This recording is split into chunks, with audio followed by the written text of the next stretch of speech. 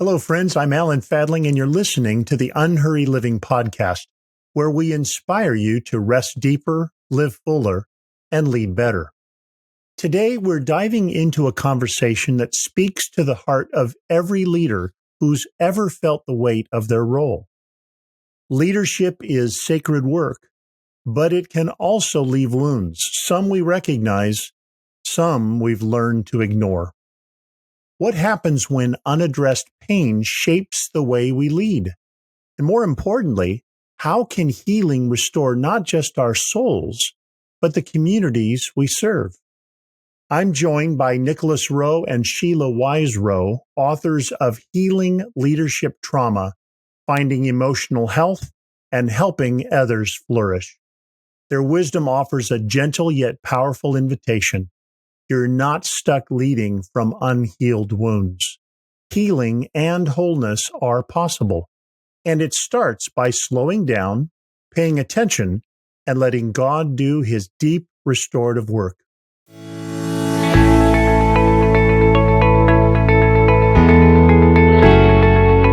you're new to the podcast, welcome.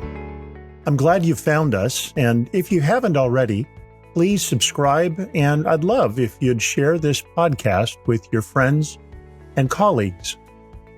Now, leadership can be deeply fulfilling, but it can also take a toll on the soul. The weight of expectations, the wounds of criticism, and the relentless pace can leave leaders weary, sometimes without even realizing it. Too often, unhealed trauma shapes the way we lead, fueling anxiety, isolation, and even burnout. But what if leadership didn't have to come at the cost of our emotional and spiritual health? What if healing could transform not just us, but those we serve? At Unhurried Living, we believe that slowing down creates space for this kind of deep restoration. Nicolas Rowe and Sheila Wise-Rowe bring years of experience walking alongside leaders in the healing journey. Nicolas is a leadership professor and coach, as well as a therapist, and Sheila is a trauma counselor and spiritual director. Together, they help leaders move from survival to flourishing. Now, let's dive into my conversation with Nicolas Rowe and Sheila Wise-Rowe. Well, welcome to the Unhurried Living podcast, Nicolas and Sheila. I'm so glad to have this opportunity to talk with you about your book, Healing Leadership Trauma.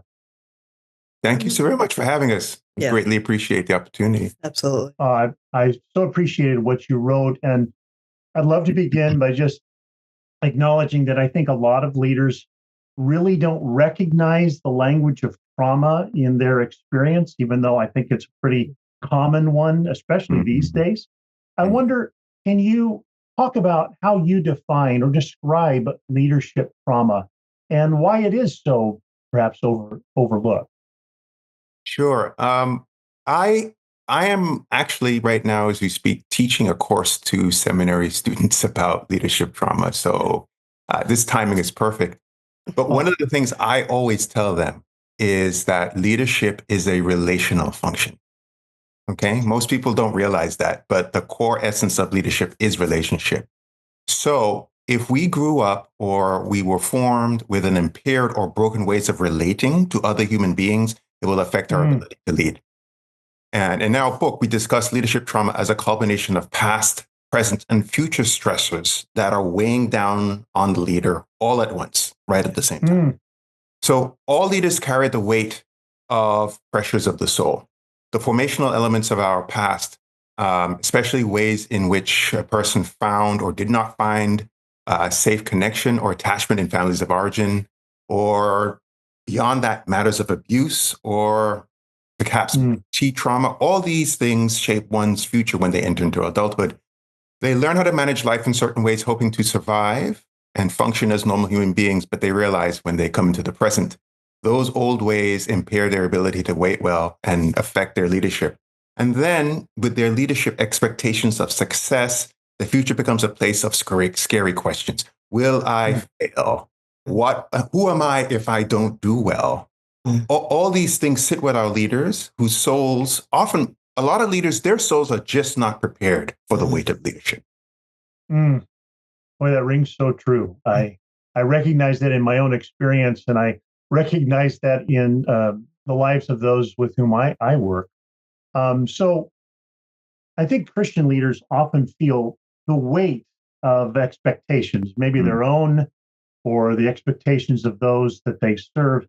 I wonder, how can they recognize and maybe heal from this heaviness, the stressors as you described them, rather than just continue to try and push through, and hope it gets better somehow, I guess.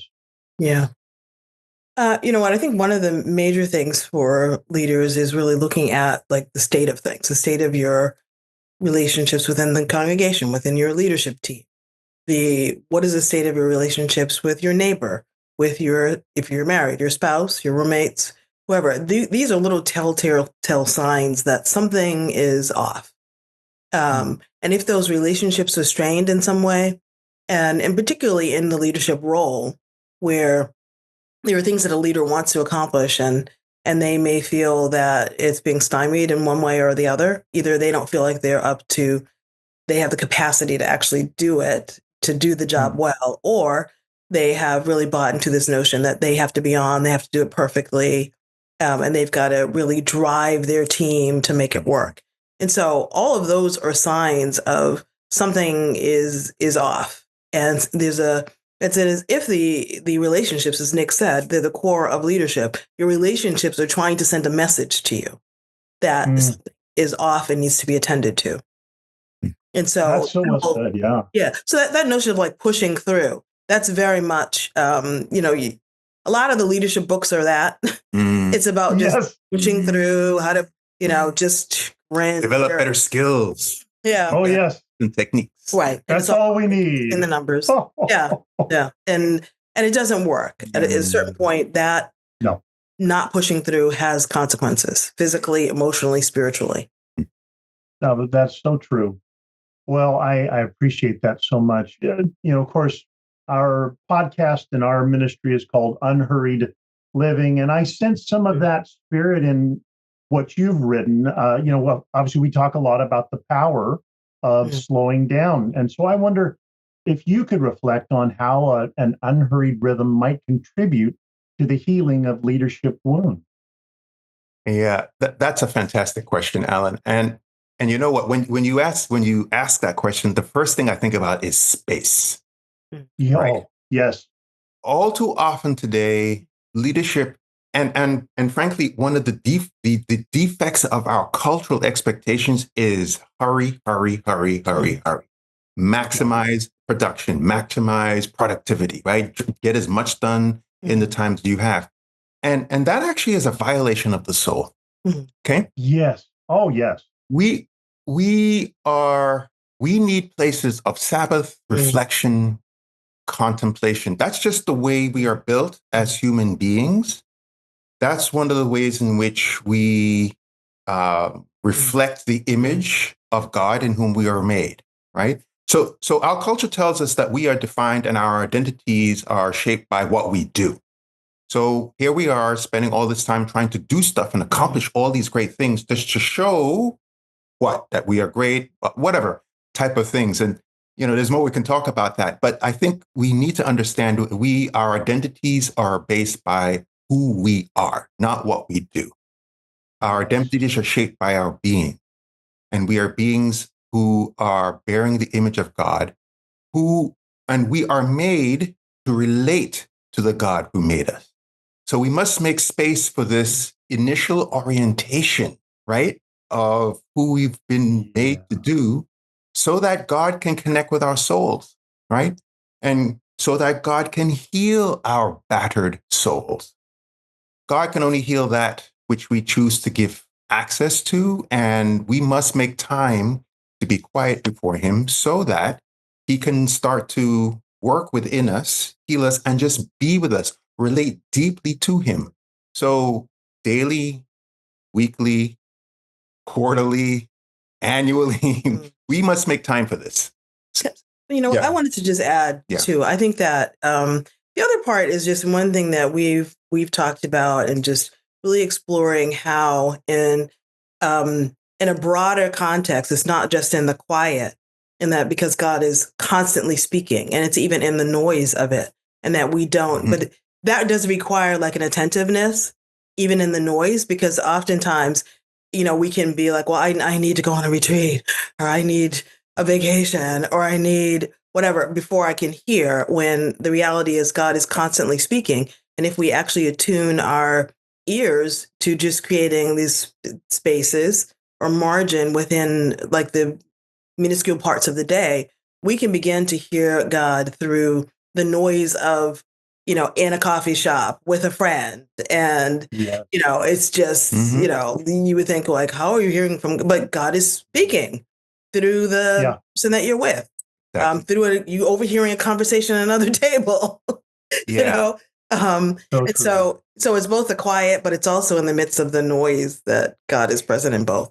It's a time you have this, and it has to be cultivated. We're not good at this, right? To quote Eugene Peterson, right? Yeah. We are not good at this, and so it requires intentional cultivation for us to really lean into that. And I raise my hand as one who continues to try to learn how to do that. I by no means have any of us arrived at that yet, and I know for myself personally. So trying to be attentive and to slow down.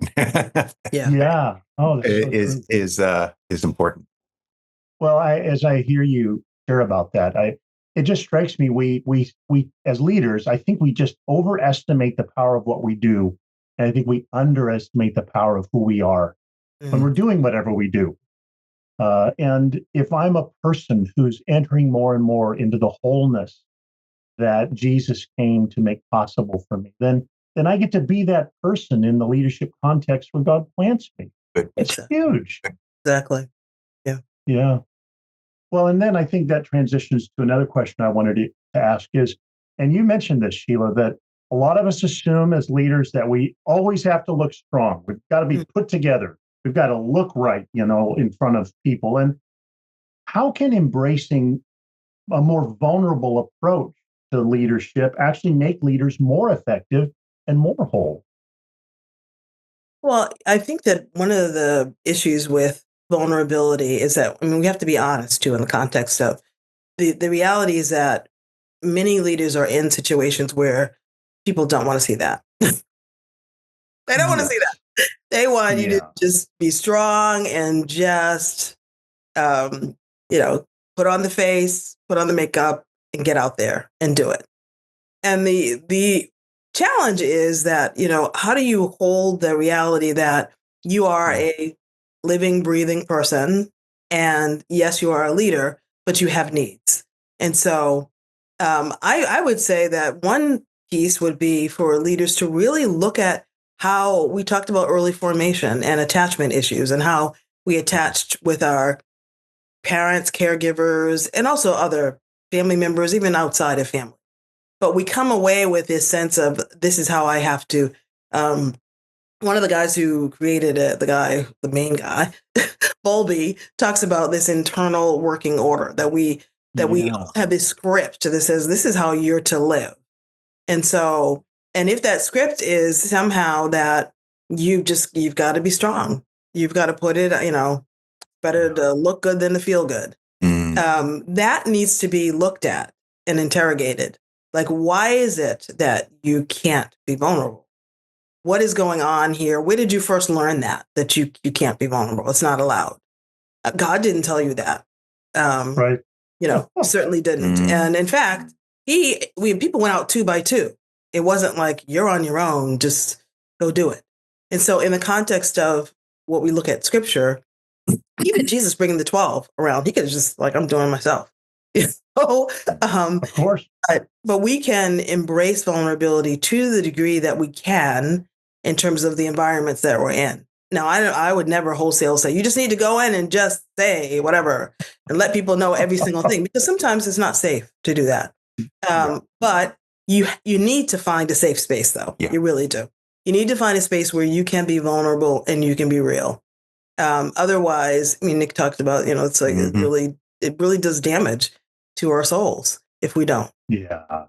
That's so true. I know for myself, I've needed the presence of counselors. I've needed Yes. the presence of mentors. I've needed spiritual directors, Yes. Yes. people with whom I could be fully open, fully honest.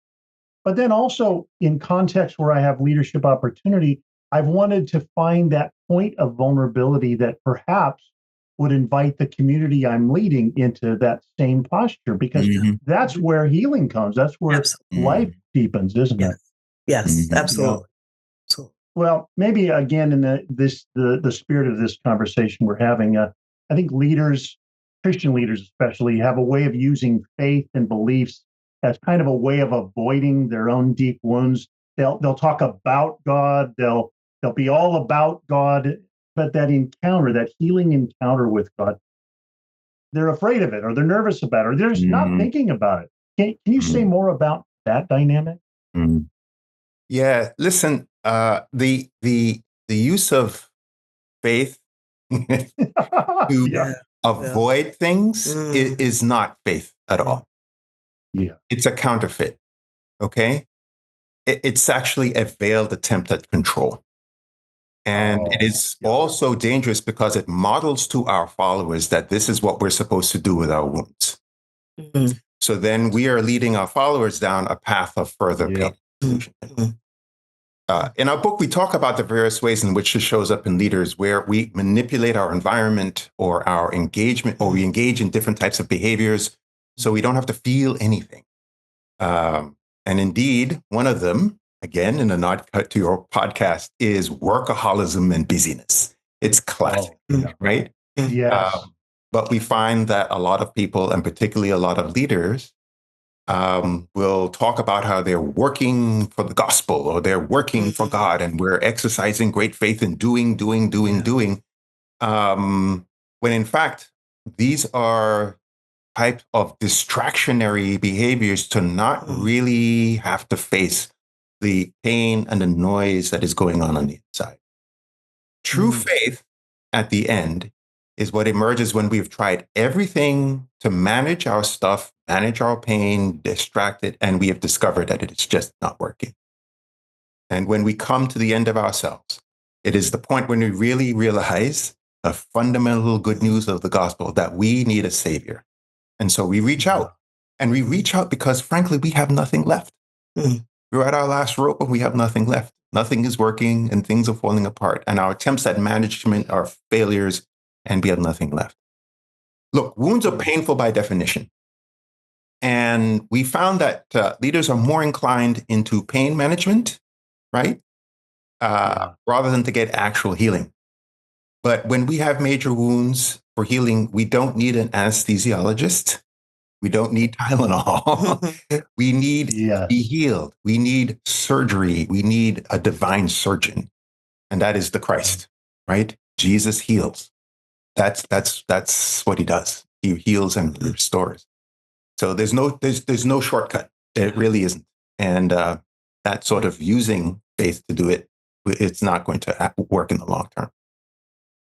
And I appreciate your description of that. That's just not a genuine expression of faith. It's not a living, trusting encounter with a savior. It's believing things about God, which almost anybody can do that. Mm-hmm. Yeah. And and then maybe just continuing on this theme of leaders and our experiences of pain.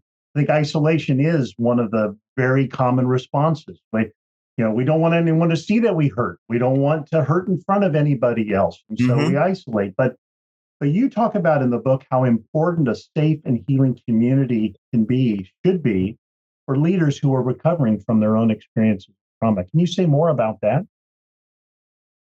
I think that for leaders who are in the midst of this, it's going to be a real challenge. It's going to be a challenge to think, well, where am I going to find that community? I Mm-hmm. need it, or coming to the recognition of needing it and the urgency of that.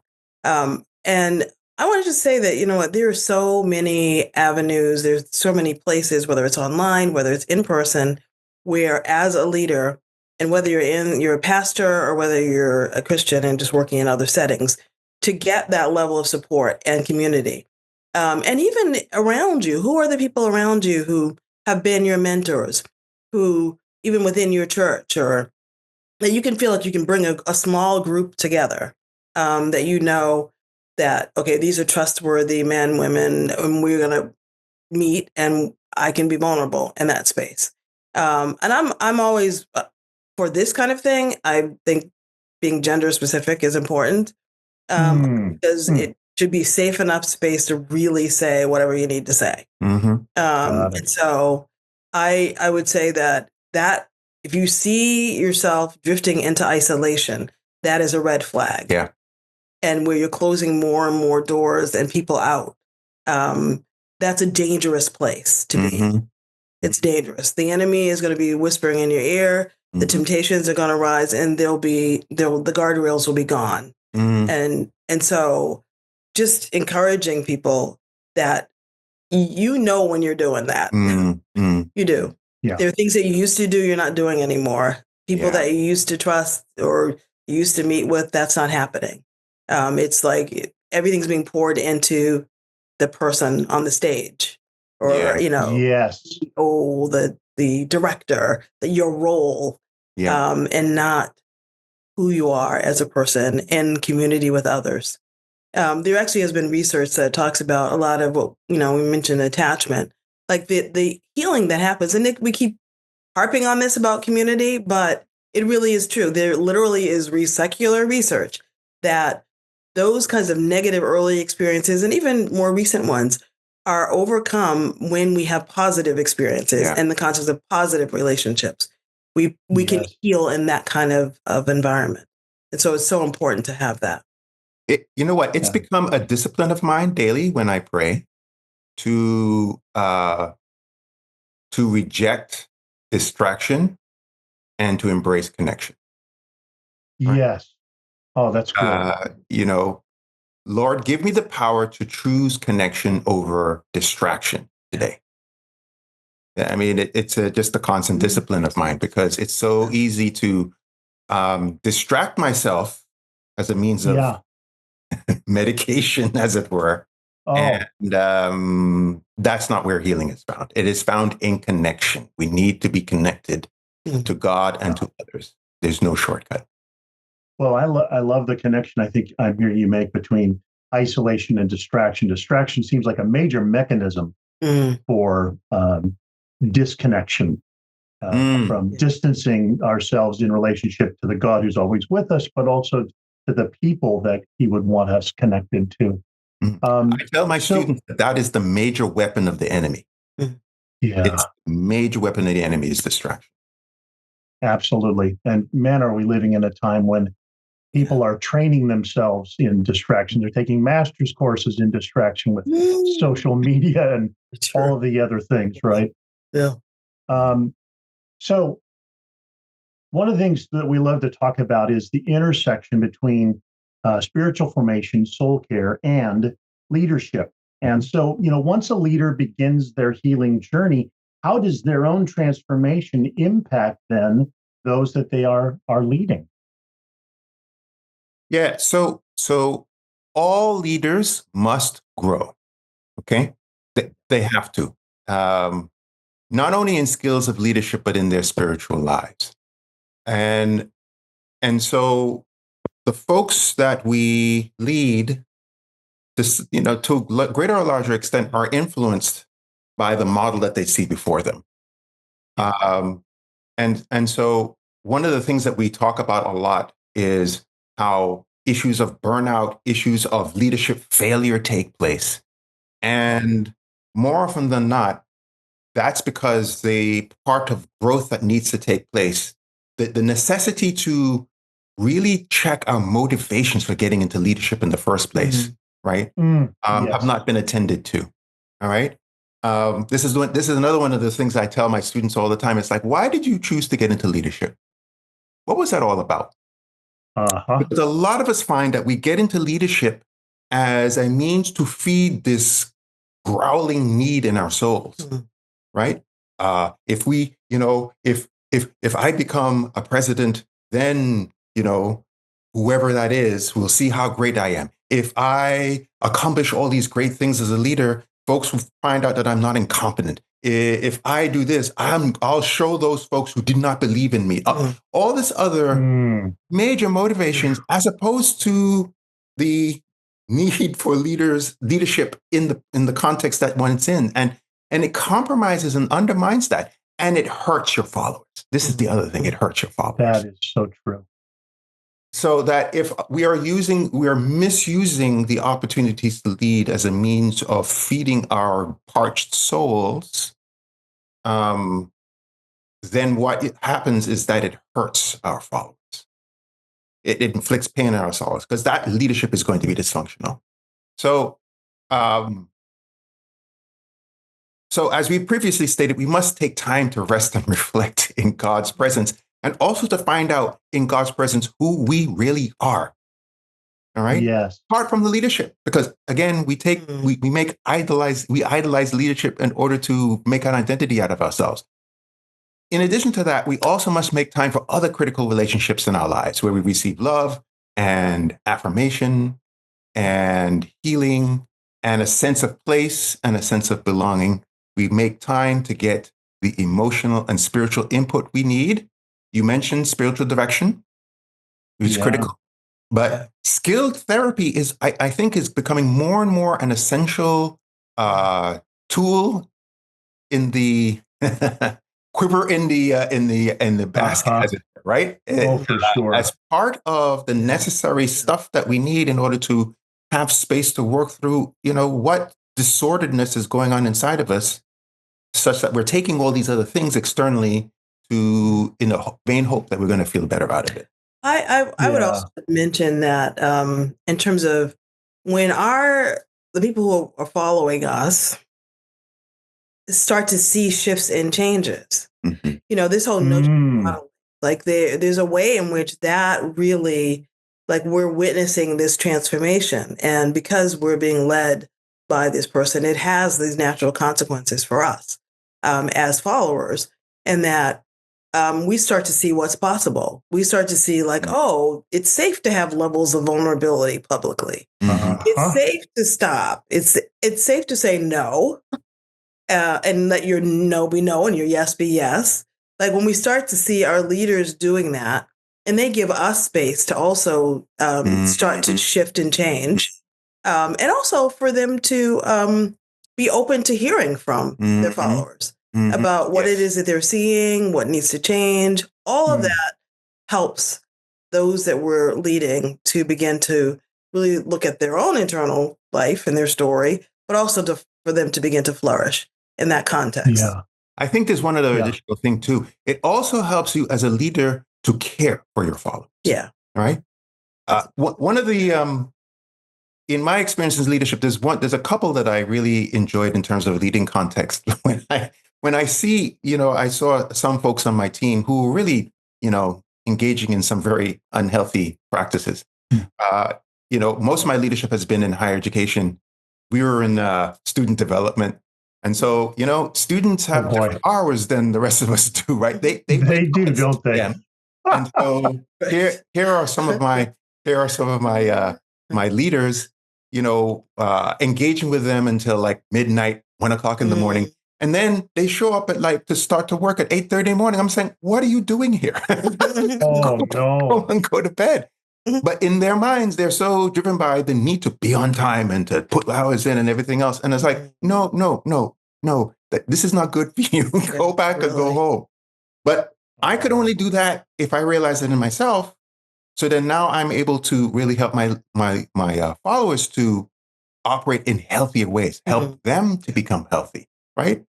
Beggars always help beggars where to find food, right? Yeah. Absolutely. I'm just a beggar helping other beggar how to find food. That's the way in which this starts to radiate. Yeah, that's so good. I realized I've heard you say or talk about the whole matter of identity. Who am I really? And my experience of becoming a pastor 40 some years ago was a great way to get recognition. If I'm just really honest, I brought my deep longing for recognition to this role in a church. Yeah. And therefore I was expecting from people something only God could give me. And as you said, that didn't help them any. Good insight. Good Exactly. insight. Exactly. Yeah, that didn't. Well, so you've already hinted at this, but I'd love to make it a little more clear, maybe. And that is to say, with the high levels of burnout that we're seeing among leaders, I don't know if I've ever seen this level in all my years of ministry. What might be some practical rhythms that could help leaders cultivate resilience and develop longer term emotional health, for example? Mm. Yeah.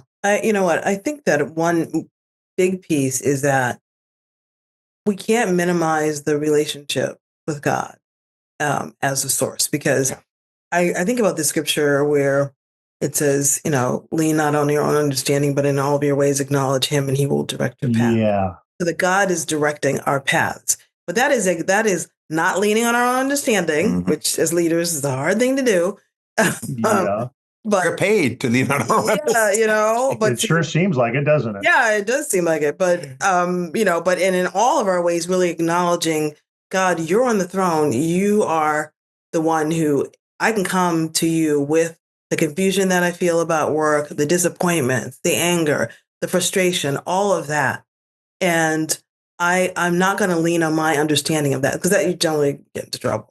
Because when we do that, when we're leaning on what we think is happening or what we think we need to do. But in the context of that, and I think this is very much tied into even our faith conversation, that it's not about bypassing stuff, but it's literally the one who actually does know what actually is going on.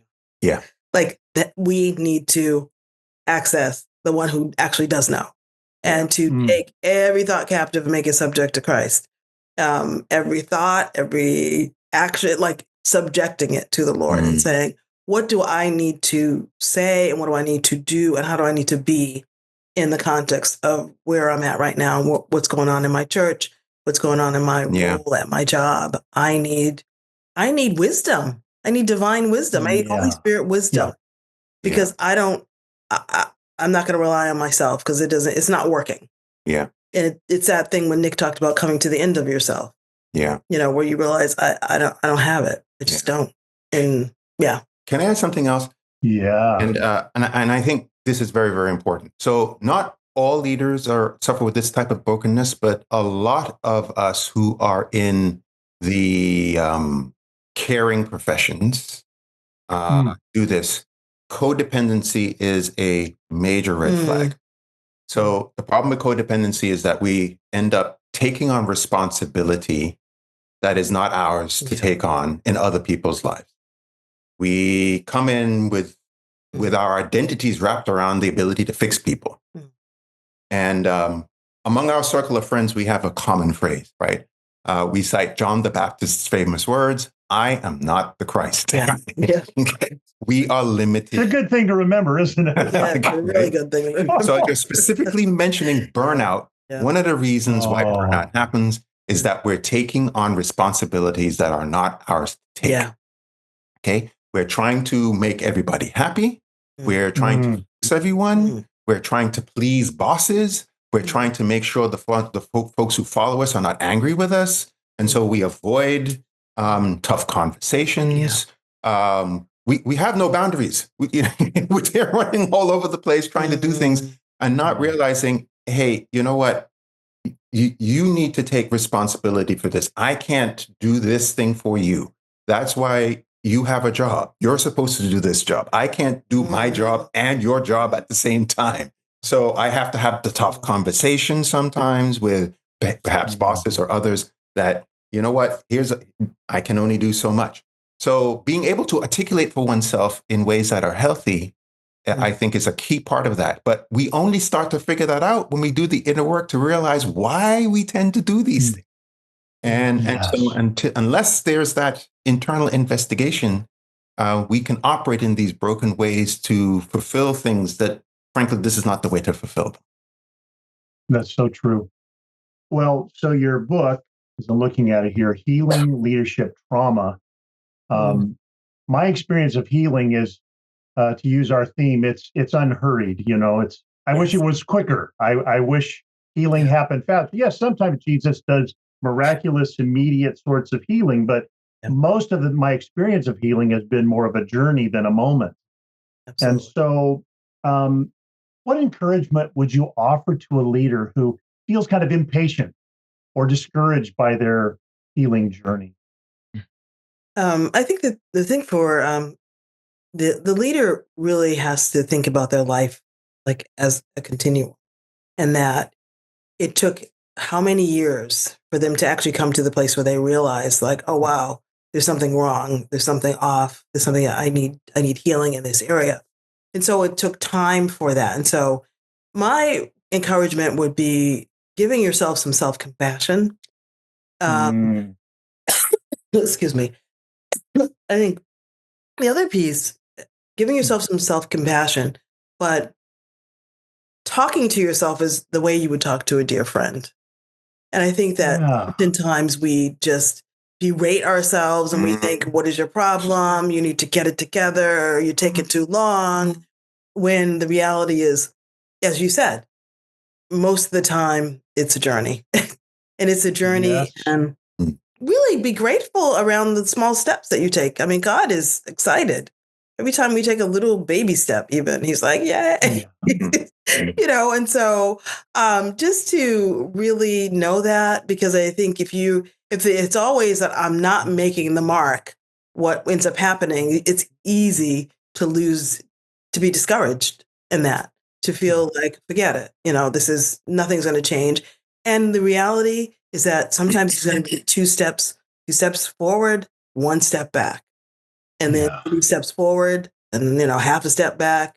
But we're moving, and I love the scripture, that we're being transformed by the renewing of our mind. That we're going from glory to glory. Like there's a process that God, a path that God has laid before us, and it's not a straight. It's like this.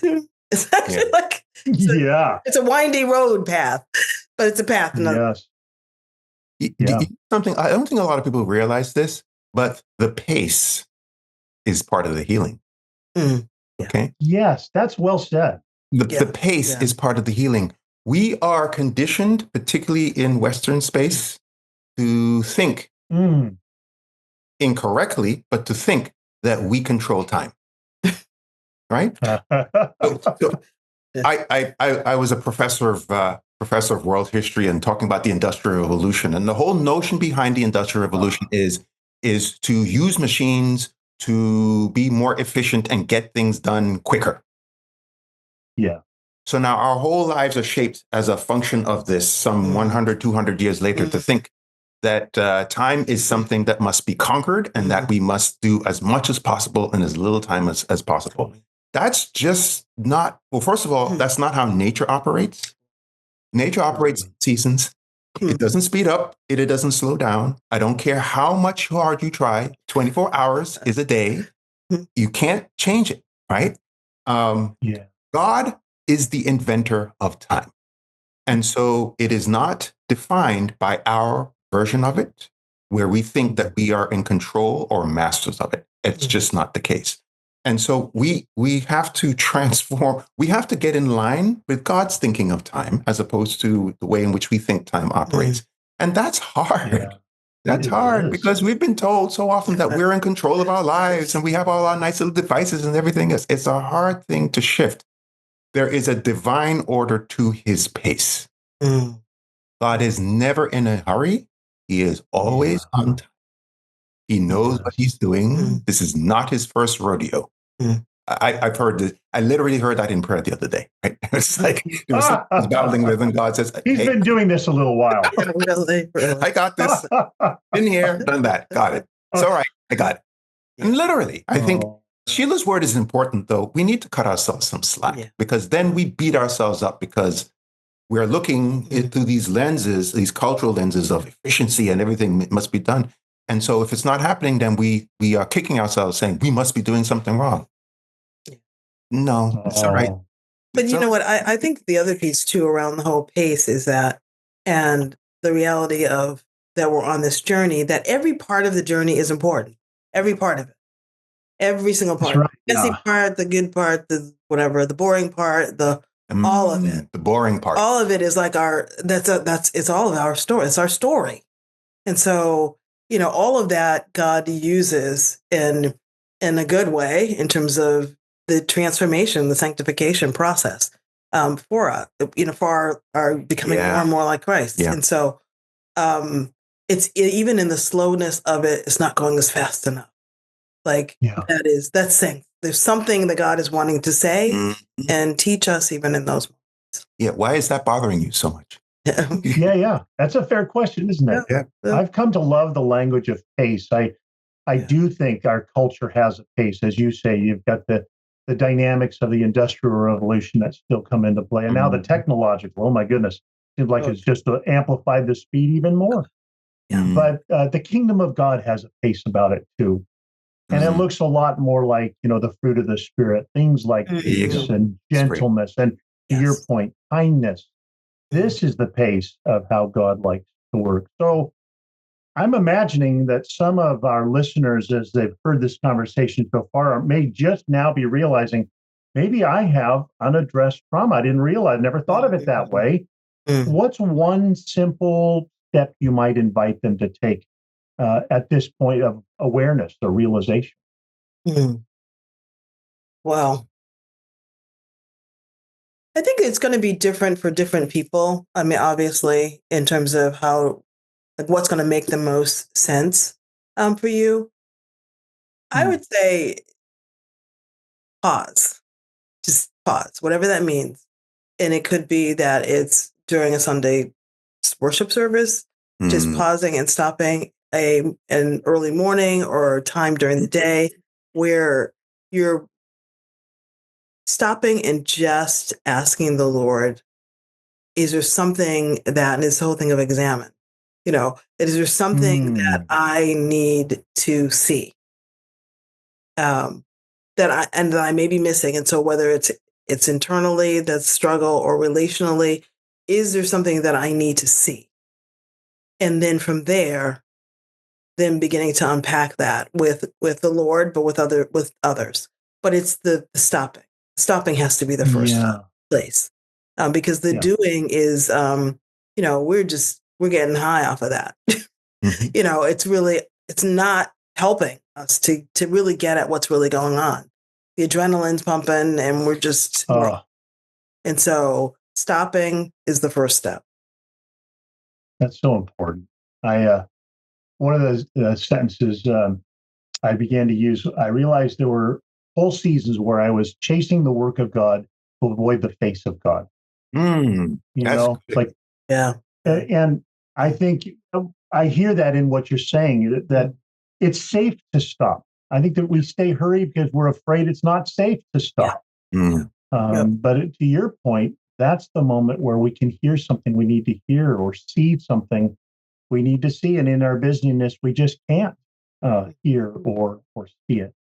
So as we kind of come to the close of our conversation, I wonder if both of you would maybe offer just a word of encouragement to weary leaders or leaders who realize, I think unhealed trauma really is impacting the way I lead.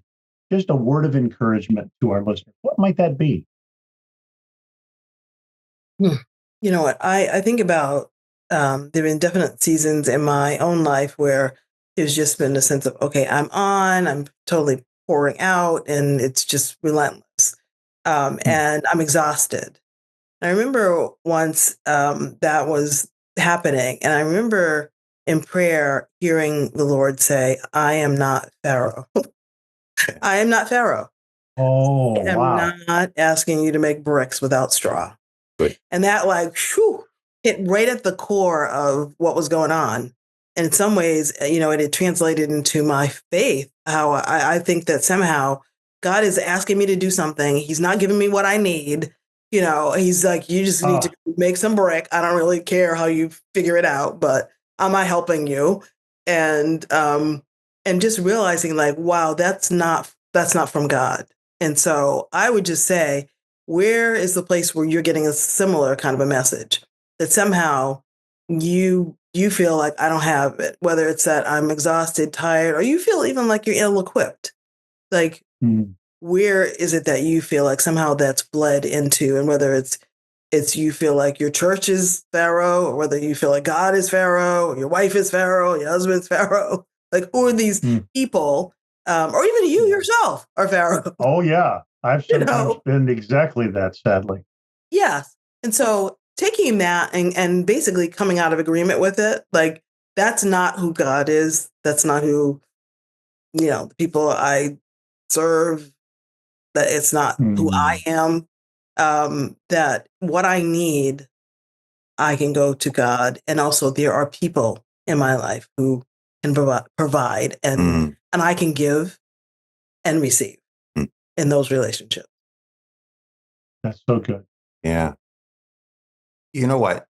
This is a very, very small story. I was engaging with my class yesterday, and actually it was a little bit about this. I mean, we were looking at all sorts of dysfunctional leadership styles, and there was a lot of like heavy shoulders in the room. But there was this one student who had worked through his attachment style and found that he was secure. And he was actually very, very embarrassed about it. And it was, and I told him, you know what? This is great news because it means one of two things. One is you actually had a very healthy family growth. That's a gift. Yeah. That's a gift that overflows, and you will be a blessing to everyone that you come into contact with. It either means that, or it means your interior life was a bit of a mess, like most of us are, but you did your work. And so you come to this point in your life now where, and he didn't even realize it, right? Where God has moved you from death to life. And it's a glorious thing, right? I get very emotional thinking about it. It's a glorious thing. Here's the thing. Sure is. The maker of heaven and earth is your maker, and he is out for good. He is out for your good. You are his workmanship, created to do good things through Christ, which he has prepared in advance for you to do. He is on your side. He is determined to transform you into the image of his Son, the Son who enjoyed total fellowship with his Father, and with whom the Father is well pleased. Because we are united with the Son, that is also our inheritance. And daughters too, right? That's also our inheritance, okay? That's inheritance. That's what God wants for you as well. And so as you start to take these steps to let him in and to let him heal you, you'll find God responding in turn. He just wants his kids to come back home. That's all he wants. And as we have gone into all leadership with all sorts of misplaced motives, and we find ourselves struggling and tired and everything else, God just wants to heal you and to bring you back to himself and to reorient you so that you can be a healed one and will go back out. You are a walking example of the gospel, the power of the gospel, and its ability to make things whole and right. That's what this is all about, right? So don't give up. Don't give up. Absolutely. God hasn't given up on you. Absolutely. So don't give up yourself. That's so encouraging. I love the spirit of what you're sharing. I so appreciate that insight that God is not Pharaoh. God is not a slave driver, even though sometimes I have carried within myself, somewhere in my guts, the idea that this is who God is, instead of the God who sends his Son, the one who calls me beloved, the Jesus who calls me friend and not servant. Like that's just all of those things. So thank you so much for your encouragement. Again, my guests today have been Nicolas Rowe and Sheila Wise-Rowe, and we've been talking about their book, Healing Leadership Trauma. It's really been a great pleasure to spend this time together. It's been an honor to be with you. Really appreciate this time. Thank you. Thanks so much. You've been listening to the Unhurried Living podcast. If you found today's episode helpful, please subscribe now. You'll find many helpful links in the show notes so you can get to know us better, as well as our partner, Life Audio, and all of their other faith-centered podcasts. Join us next time to learn more about following the genius of Jesus' unhurried way of life and leadership.